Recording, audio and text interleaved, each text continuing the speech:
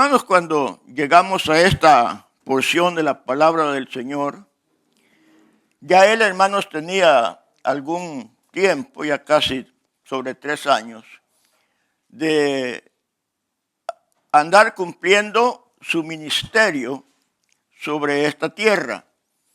Ya tenía ese tiempo de andar predicando, de andar dando sus enseñanzas, su palabra, pero no solamente eso, sino que a esas palabras le seguían las señales, los milagros, los prodigios, que comprobaban que él era el enviado de Dios, que él era el profeta prometido desde la antigüedad, que no solamente venía enseñando o hablando palabras que jamás nadie les había dicho, sino que cada palabra era confirmada por las señales que le seguían. Lo cual demostraba, hermanos, de que él era el enviado de Dios. No había necesidad de que se lo anduviera manifestando con palabras a cada persona, sino que sus obras, como él mismo dice, daban testimonio de quién era él. Y esas obras eran suficiente prueba para que todo el mundo creyera y conociera que él era el Mesías, el enviado de Dios. Sin embargo, no toda la gente creía, como hemos visto en esta porción. Habían grupos, había una cantidad de personas que no creían, aunque estuvieran viendo las señales enfrente de ellos. Por eso es que la porción empieza: celebrabas en Jerusalén la fiesta de la dedicación, era invierno.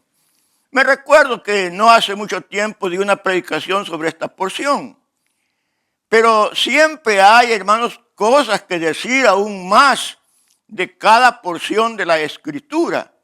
Ninguna porción queda terminada con un mensaje, ni con 2 mensajes, ni con 10 mensajes.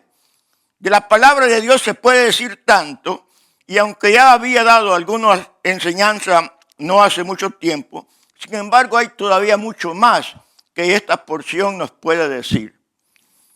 Celebrabas en Jerusalén la fiesta de la dedicación, era invierno. Entre esos versículos, entre el versículo 21 y el versículo 22, entre esos 2 versículos, allí hay un periodo de 2 meses. Del 21 al 22 hay un periodo de 2 meses. Hasta el versículo 21, el Señor está en la fiesta de los tabernáculos, que empezó en el capítulo 7.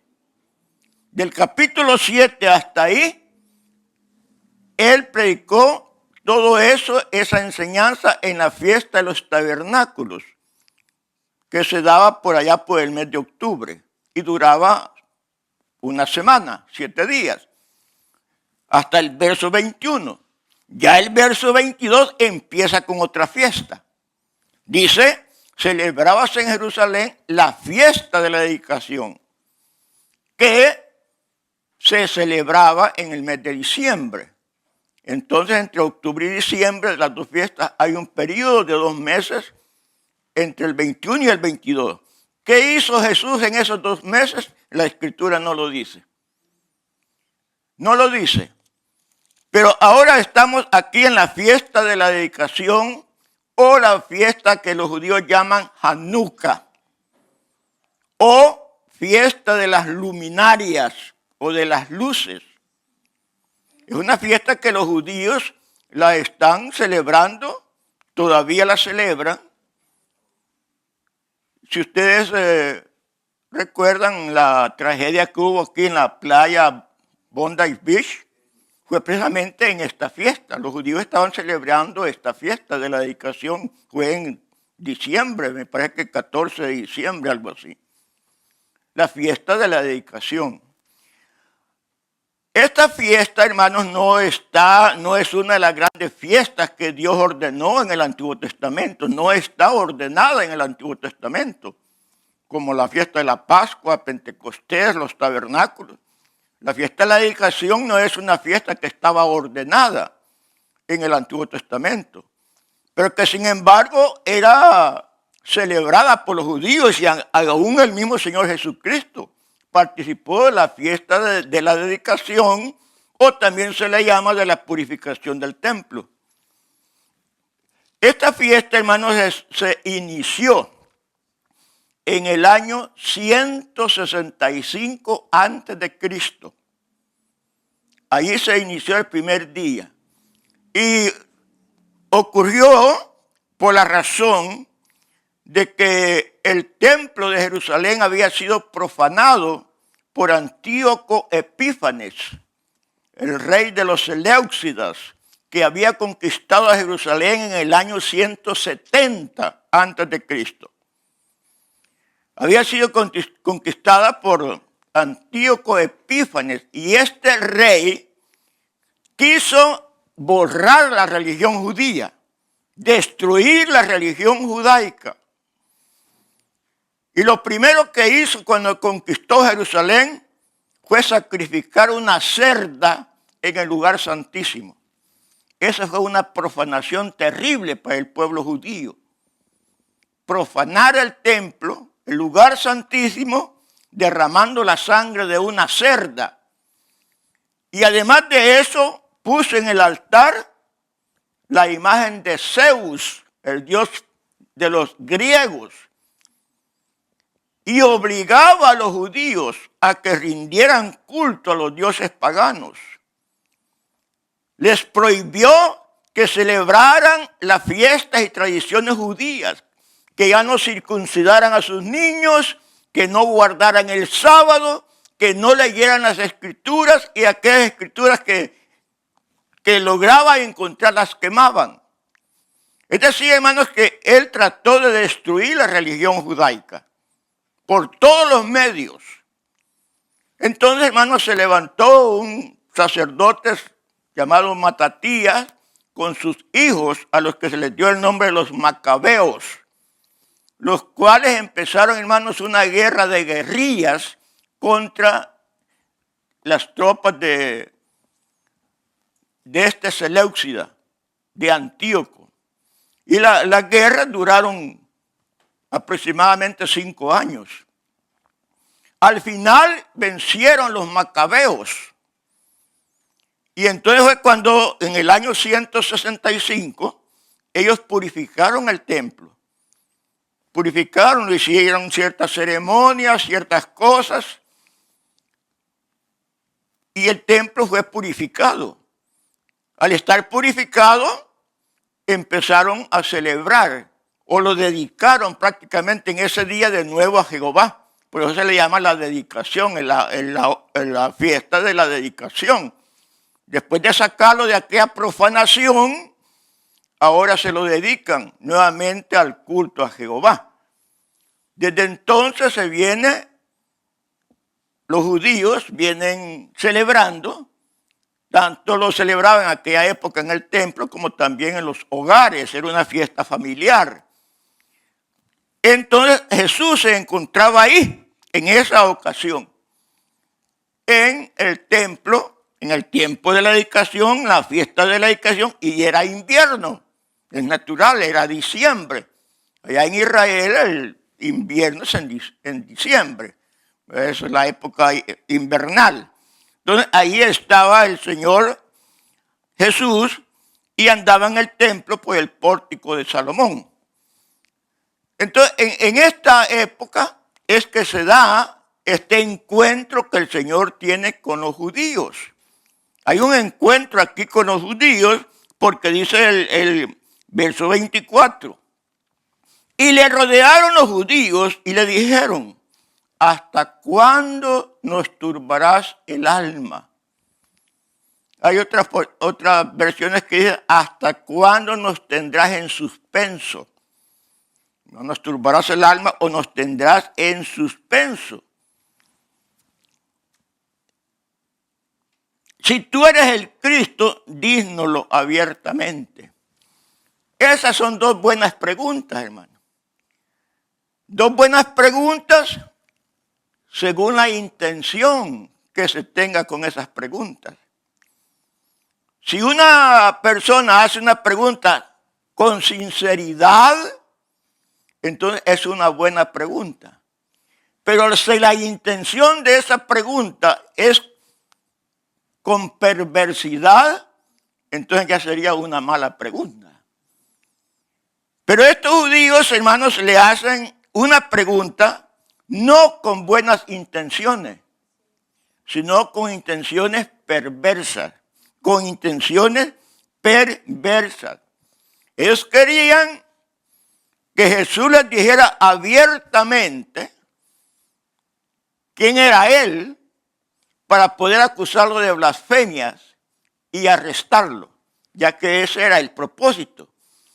Siempre que los judíos le hacían una pregunta al Señor, no era con buenas intenciones en la mayor parte de las ocasiones, sino era para ver si lo cazaban en alguna respuesta con la cual ellos pudieran acusarle después y poderlo arrestar.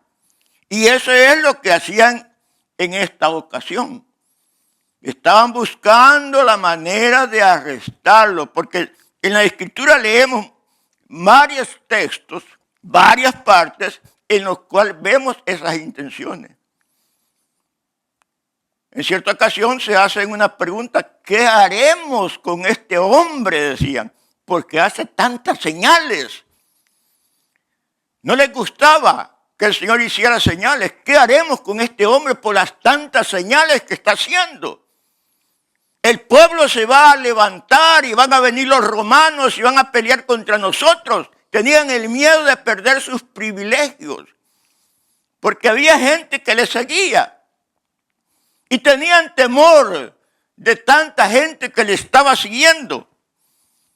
Por eso, hermanos, decían que ¿qué haremos? Buscaban la ocasión, no solo por las señales que hacía, sino porque en sus predicaciones, en sus enseñanzas, Jesús los había acusado de ser religiosos hipócritas.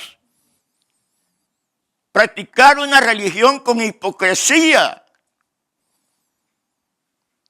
Los había dicho que eran hipócritas. Aún les había dicho: ustedes son hijos del diablo. Entonces, hermanos, ellos estaban furiosos contra el Señor. Había como un cierto odio contra el Señor, furia. Y de alguna o de otra manera ellos buscaban la forma como poder acusarlo. Pues el Señor les decía, porque el Señor, por supuesto, no podía caer en ninguna de las trampas, porque el Señor conoce los pensamientos de las personas. Conoce los pensamientos, las intenciones del corazón. Él les decía: ¿por qué me tentáis? Cuando le hacían esas preguntas. Y eso es lo que ellos hacen esto. Y no solamente porque los censuraba en su vida religiosa, sino que le tenían más odio o estaban más furiosos porque él declaraba que era el Hijo de Dios, que era el Hijo del hombre y que se hacía igual a Dios. Eso era lo que más les enfurecía, que él se hiciera igual a Dios. Por eso ellos vienen con estas preguntas. Por eso no son preguntas sinceras, porque no venían de un corazón contrito y humillado, sino que venían de un corazón que odiaba y buscaba la forma como arrestar al Señor Jesucristo. Si tú eres el Cristo, dínoslo abiertamente. Jesús le respondió: os lo he dicho y no creéis. El Señor, hermanos, cuando se encontraba con una persona sincera, con un corazón sincero, Él abiertamente le declaraba quién era Él, aunque no se lo preguntaran.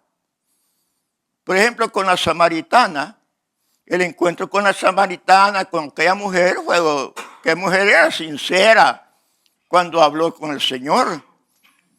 Hablaba con un corazón sincero. Y le dijo la samaritana al Señor, cuando venga el Mesías, le dijo, Él nos va a declarar todas las cosas, le dijo la mujer samaritana. El Señor le dije, yo soy el que habla contigo. Ahí le dijo a la mujer samaritana que Él era el Mesías. Se lo declaró bien. Pero porque la mujer era sincera en su plática, en lo que ella deseaba conocer. Cuando venga el Mesías, Él nos va a declarar estas cosas. Yo soy mujer el que habla contigo. Bendito sea el nombre de Dios. Aquí en el capítulo, en este mismo capítulo, cuando el Señor sana al ciego y se encuentra con el ciego nuevamente, el Señor le pregunta, ¿y tú crees en el Hijo de Dios? Señor, ¿quién es para creer en Él? Yo soy el que habla contigo. Y le dije al ciego, yo soy el Hijo de Dios. Pero porque el ciego era también una persona que le preguntaba con sinceridad. Pero no a estos hombres. Pero sin embargo, él le dije, ya se los he dicho. ¿En qué forma se los había dicho el Señor? En sus palabras, en sus milagros, en las obras que Él hacía. Esas obras daban testimonio de quién era Jesucristo. No necesitaban palabras, eran las obras. Por eso Él les dice, las obras que yo hago, ellas dan testimonio de mí. O dicho de otra manera, ellas testifican. O ellas dicen quién soy yo. Por eso yo ya se los he dicho. Pero ustedes no creen. No creen ustedes. No creían. Y se lo repiten 2 veces. No por falta, hermanos, de evidencias. No por falta de evidencias. Habían muchas evidencias en las enseñanzas, predicaciones y obras de Jesús que daban testimonio de quién Él era. Pero no creían, su incredulidad se debía al odio que le tenían a la verdad y el amor que le tenían a la mentira. Hay personas que odian la verdad. Y hay personas que aman la mentira. Si odian la verdad es porque aman la mentira. Y eso es lo que hacían estos judíos. La verdad se les predicaba, la veían, pero no creían, porque no buscaban la verdad. Porque todo aquel que va en busca de la verdad, la encuentra. La encuentra. Con un corazón sincero, buscando la verdad, se encuentra la verdad. Pero estos eran incrédulos, no buscaban la verdad, se apartaban de la verdad, odiaban la verdad y por eso es que no creían. Y aquí el verso 26 dice, pero vosotros no creéis porque no sois de mis ovejas. Mira, hermano, en esa frase hay 2 realidades muy importantes. Vosotros no creéis porque no sois de mis ovejas. Y las 2 realidades que están ahí son, una, la responsabilidad del ser humano y la otra, la soberanía de Dios. En esa frase, vosotros no creéis porque no sois de mis ovejas, está la responsabilidad del hombre y la soberanía de Dios. Los judíos no creían porque no habían sido en la responsabilidad. En cuanto a la responsabilidad, Los judíos no creían porque de una manera muy deliberada habían rechazado las palabras de Jesús.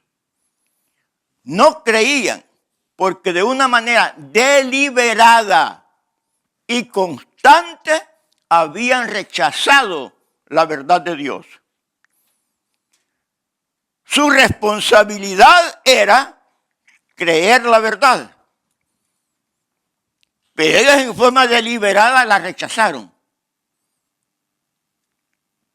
Deliberadamente no creyeron. Fueron irresponsables. El hecho de que hayan rechazado la verdad, la responsabilidad caía en ellos, porque la verdad se les había predicado. Pero aquí viene la soberanía de Dios. Él les dice, ustedes no creen porque no son de mis ovejas. Esa es la soberanía de Dios. Pero el hecho de que no fueran sus ovejas, no les quitaba la responsabilidad que tenían de responder en una forma positiva al llamado de Dios. ¿En dónde se unen estas dos realidades? Responsabilidad del hombre y soberanía de Dios. Todavía no hay nadie que lo haya explicado.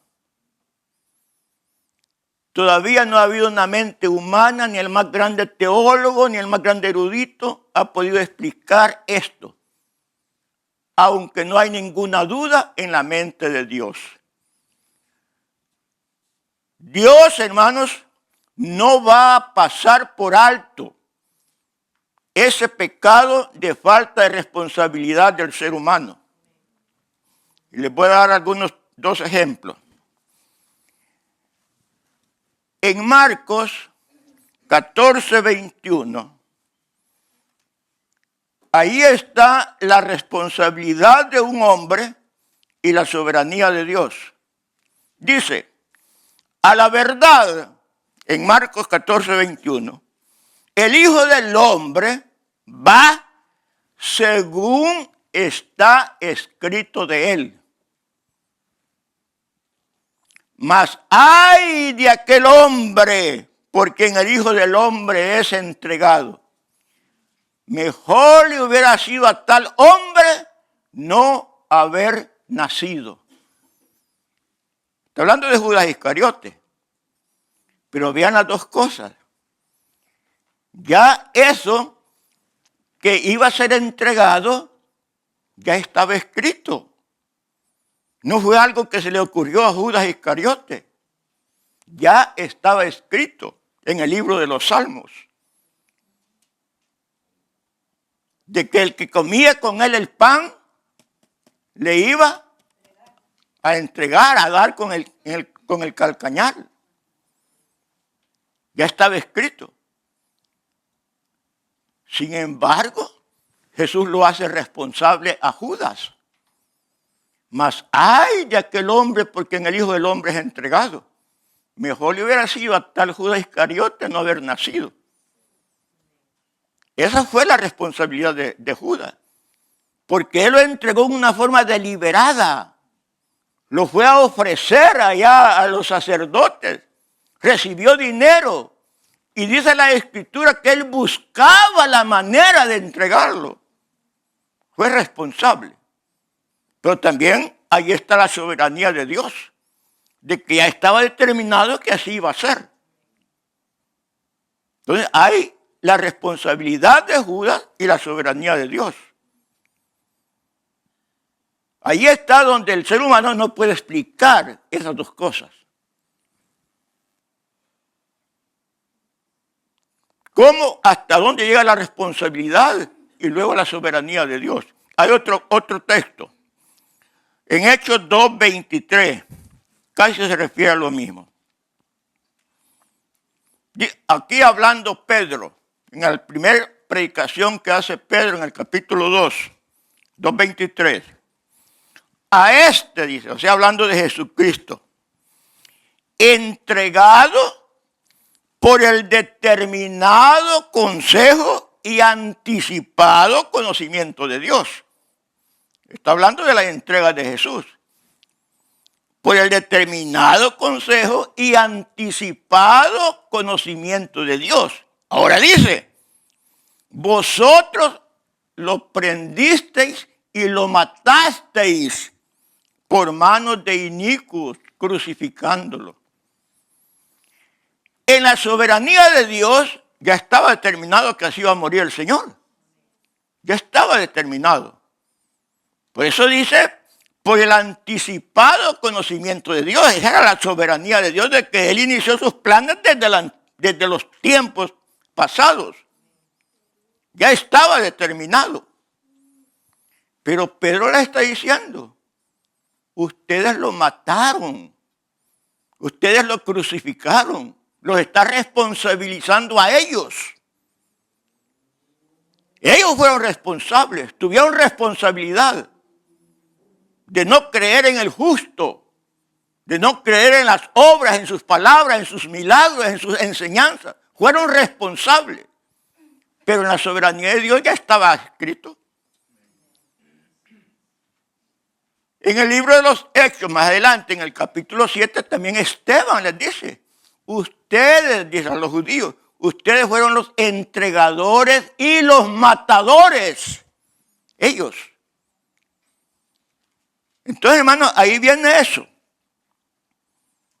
de la responsabilidad del hombre.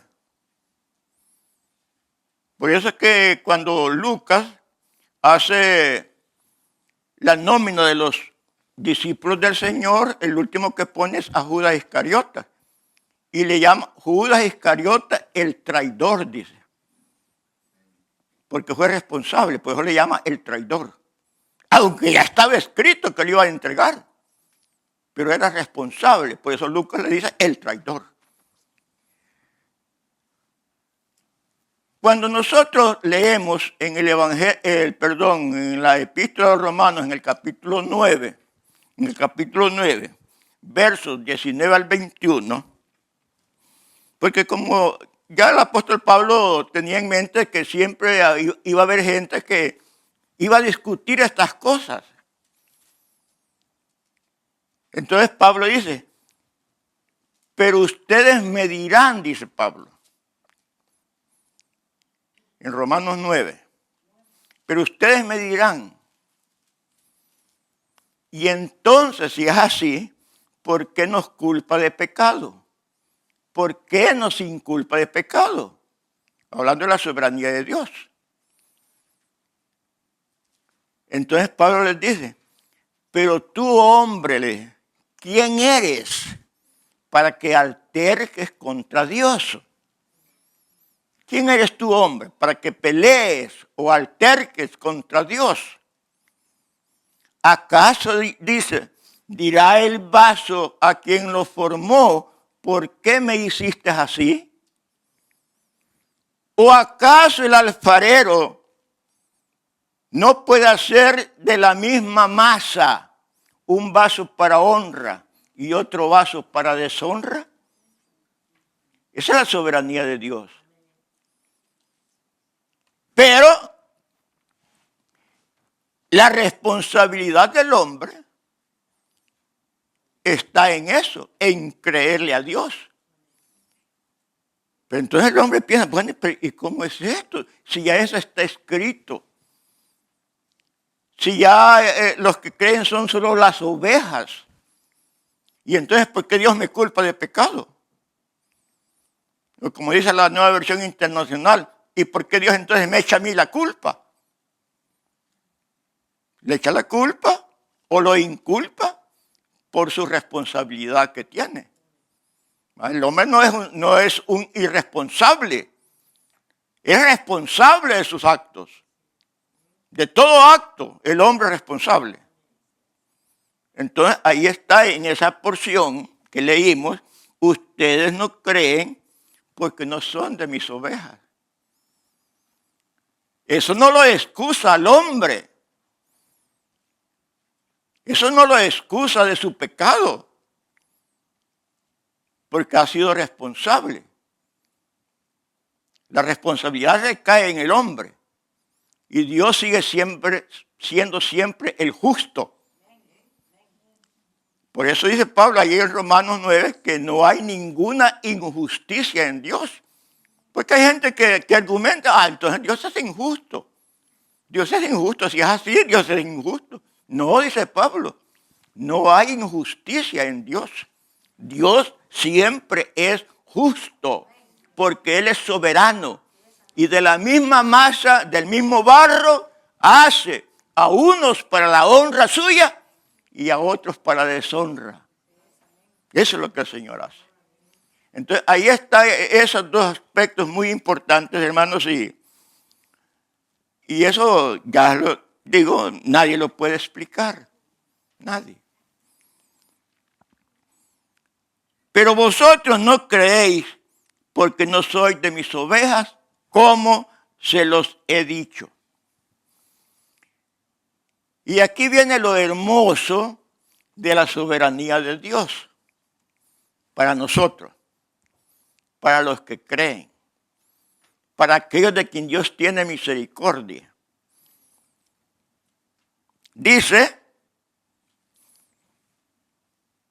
mis ovejas oyen mi voz y me siguen. Esa es una verdad. El que es oveja de Dios, del Señor, oye su voz. O sea, su palabra, sus enseñanzas, sus predicaciones.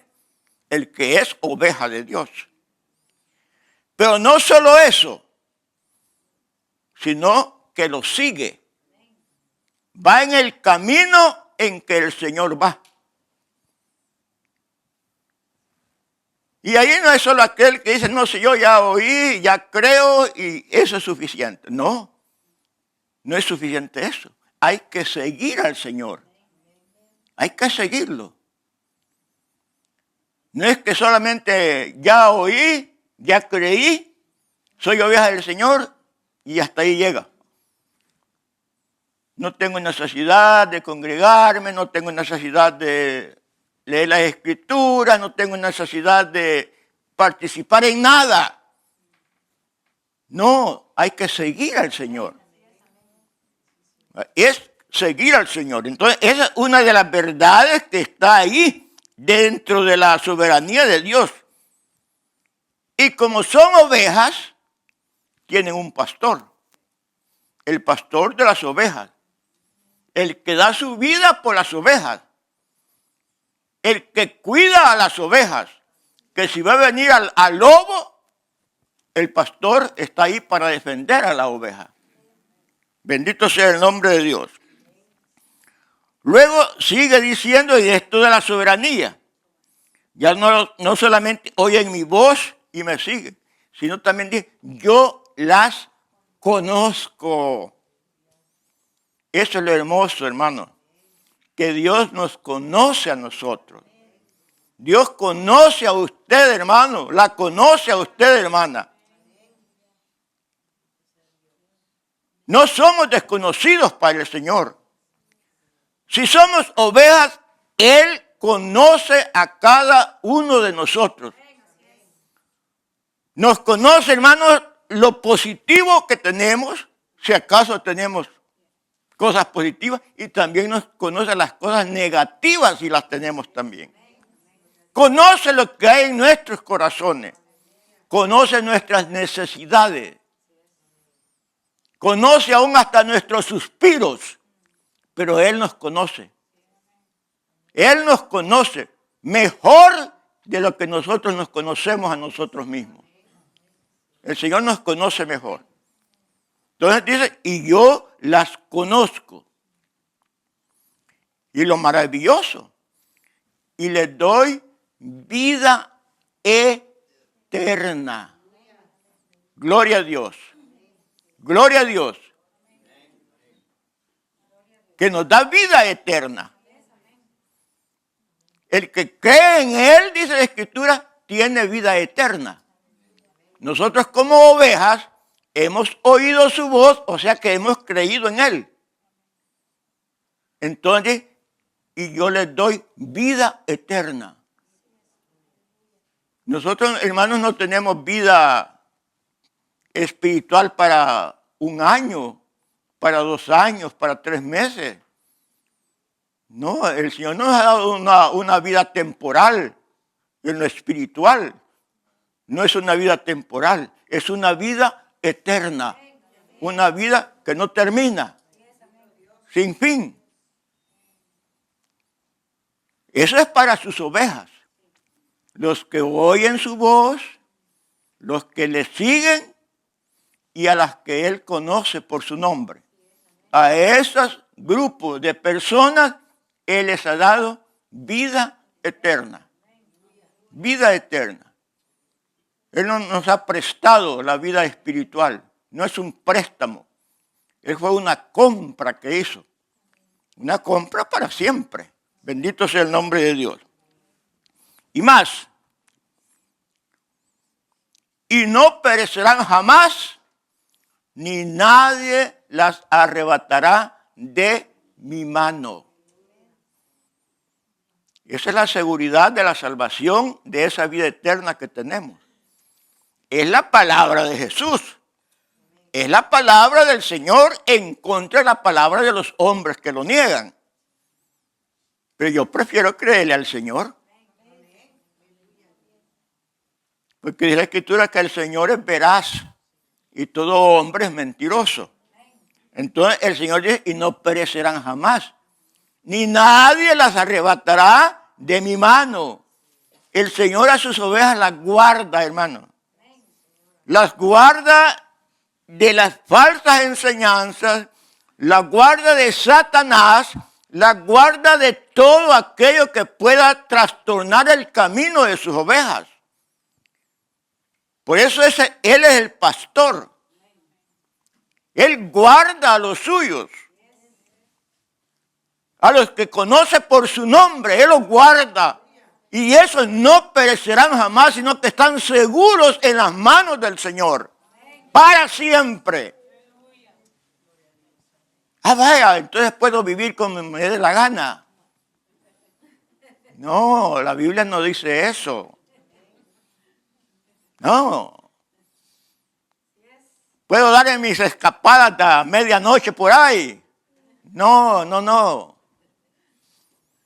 Sin santidad nadie verá al Señor.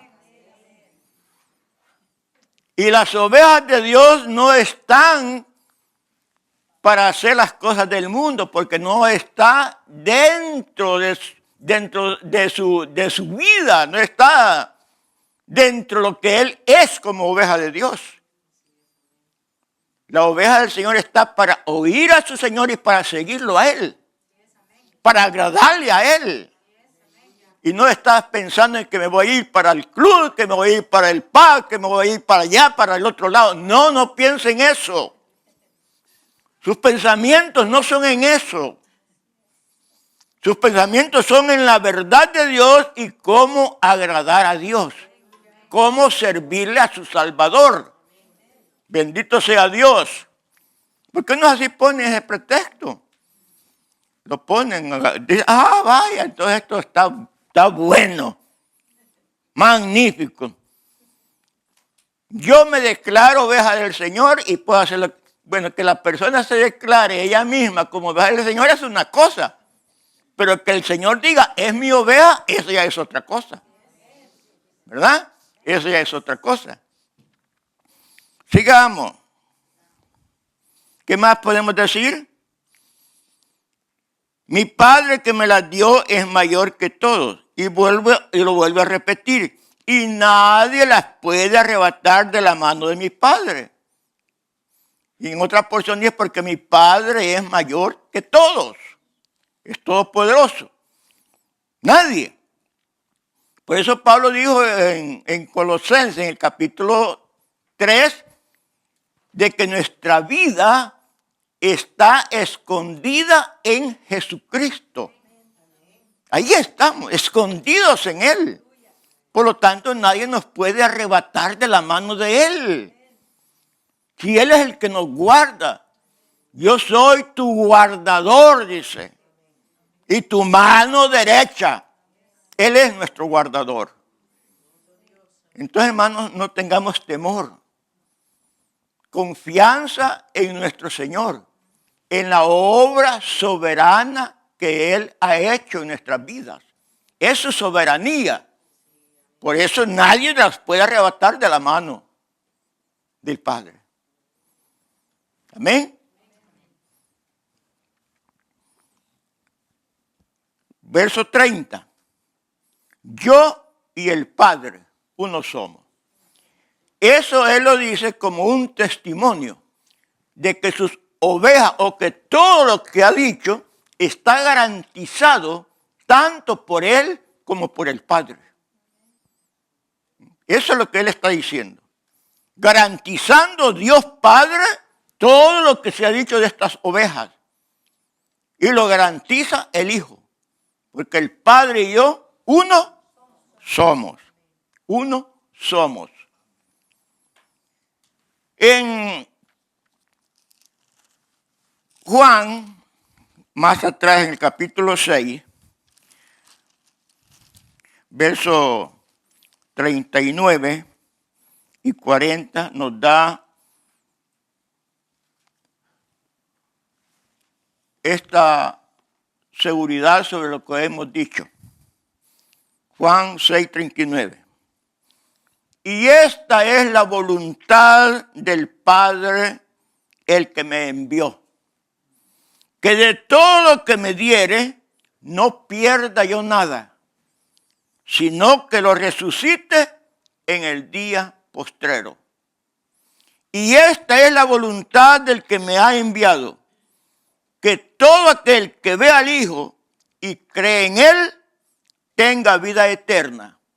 Y yo le resucitaré en el día postrero. Bendito sea el nombre de Dios. Esa es la soberanía de Dios. Eso es lo que el Señor tiene para cada uno de aquellos que hemos creído en Él.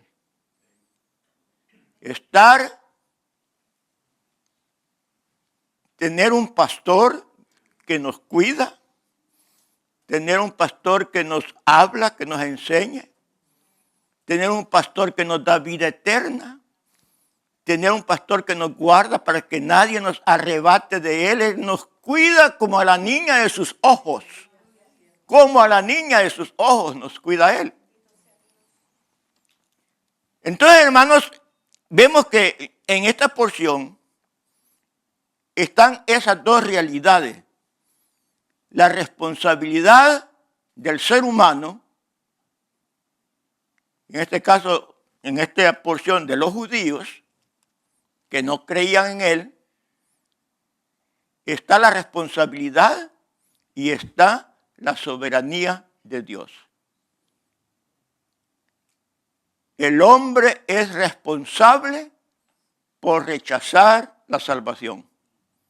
Dios no lo excusa, a pesar de que Él tiene sus ovejas, pero Dios no lo excusa de su pecado. Dios no le perdona ese pecado, porque es responsable ante Dios de rechazar la verdad, de no recibir la verdad, de no creer en la verdad.